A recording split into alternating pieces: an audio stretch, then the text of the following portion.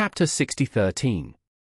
Now that both parties had reached a consensus, Helena took out her pen and perfected the details of the contract. The whole process was recorded with a mobile phone. Coupled with Helena's identity as the Queen of Northern Europe and the high traffic on the internet, she was not worried at all that Simon would dare to go back on his word.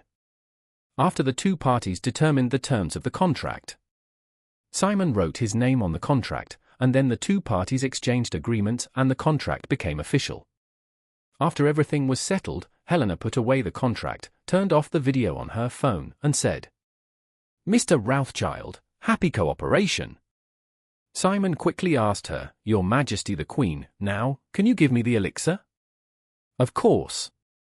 Helena handed the elixir to him without hesitation and said, "Although our Nordic royal family doesn't have much money, we always attach great importance to the spirit of contract." Simon stretched out his hand and tremblingly handed the elixir to him.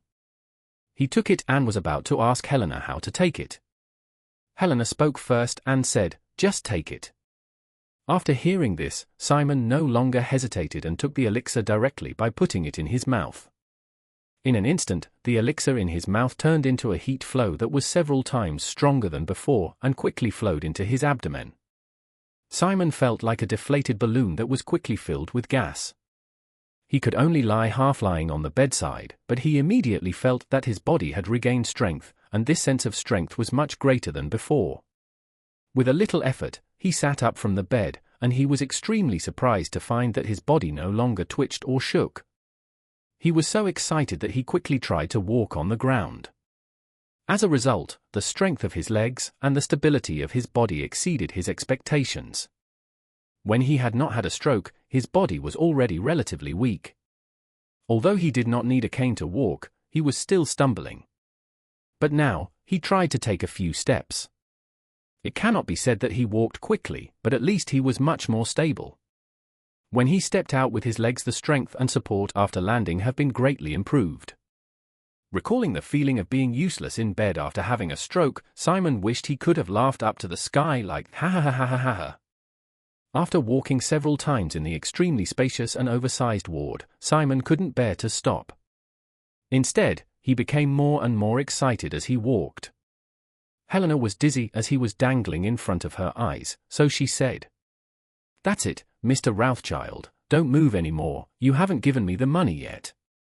Simon was stunned for a moment and then turned around suddenly. He realized that he had not fulfilled his promise, so he smiled a little apologetically and said, "I'm sorry, Your Majesty, I'm really a little excited, please forgive me." After saying that, he immediately said, 40 billion worth of pill.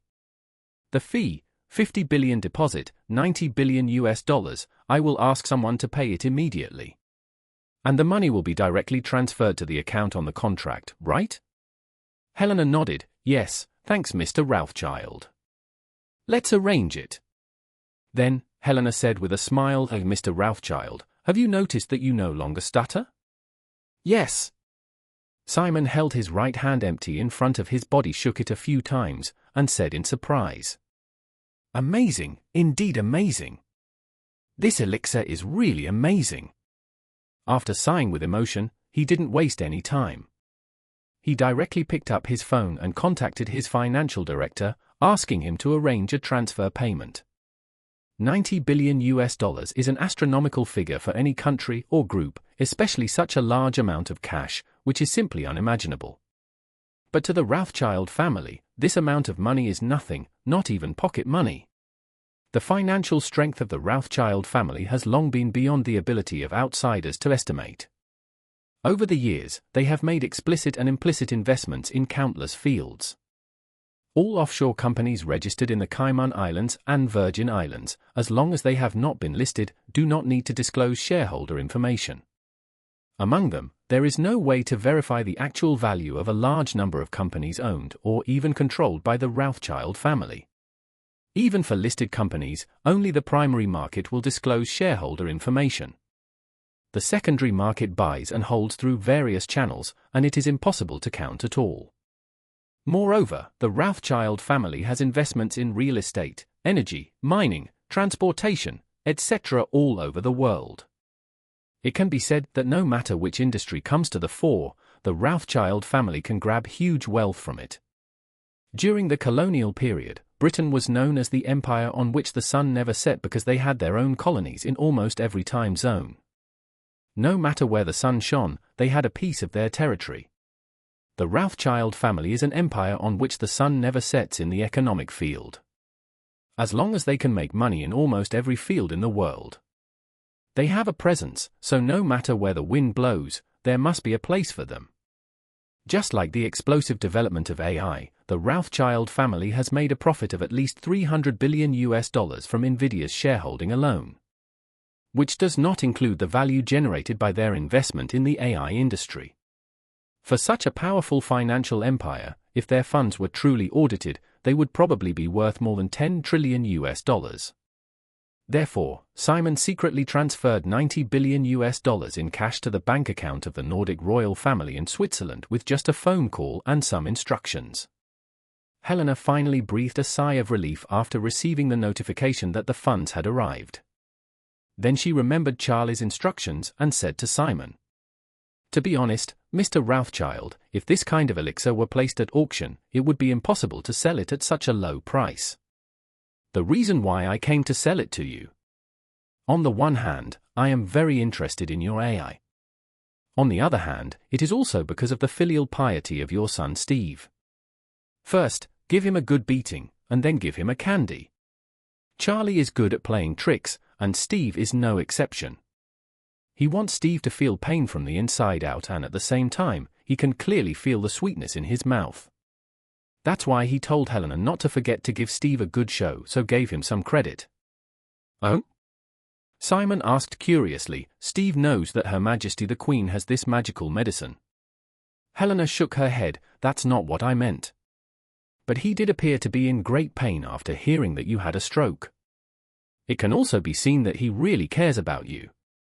After a pause, Helena added, "I think everyone who is filial to their parents deserves respect. It was also his filial piety that moved me, so I thought I'd bring the elixir to New York to visit you. And see if we can make a deal, which can be regarded as saving half of your life." Simon was surprised. He didn't expect that his eldest son would care so much about his body. It was indeed a bit more than he expected. After all, when his father was critically ill, he was very excited. Even now, I still remember it fresh. Therefore, this made him think that Steve's affection for his father might be greater than his attraction to the heir. This really made him feel gratified, and it also made his affection for Steve grow a lot. Helena saw that he seemed to be deep in thought, so she said abruptly, "Mr. Rothschild, it is indeed very gratifying for you to have such a filial son. I believe that after he officially succeeds to the throne today, he will definitely take care of Rothschild. After all, the highest level of business is to serve people with virtue." When Simon heard this, he couldn't help but tremble even though he had already completely recovered from the stroke. It was indeed gratifying that his son was filial, but when he thought about the family meeting that was scheduled to be held at 10 o'clock in the morning, he couldn't help but become nervous, thinking, "I am gratified and touched, but since my body has fully recovered, what about the handover to the patriarch? The positioning matter must be put on hold for the time being. I didn't want to pass the position to Steve so early. The previous decision to pass the position was a helpless move after a stroke. Now that my body has recovered, there is no possibility of passing the position." He thought of it. At this point, he couldn't help but think to himself, "Although this would be unfair to Steve, I believe that since my son is so filial to me and regards my body as more important than his succession, he will definitely not take this seriously and would not have much opinion. Besides, even if he has an opinion, I can compensate him. Haven't I never fully finalized the identity of the heir before? This time, I might as well take advantage of the 10 o'clock family meeting to discuss it directly. Let him at least have some reassurance."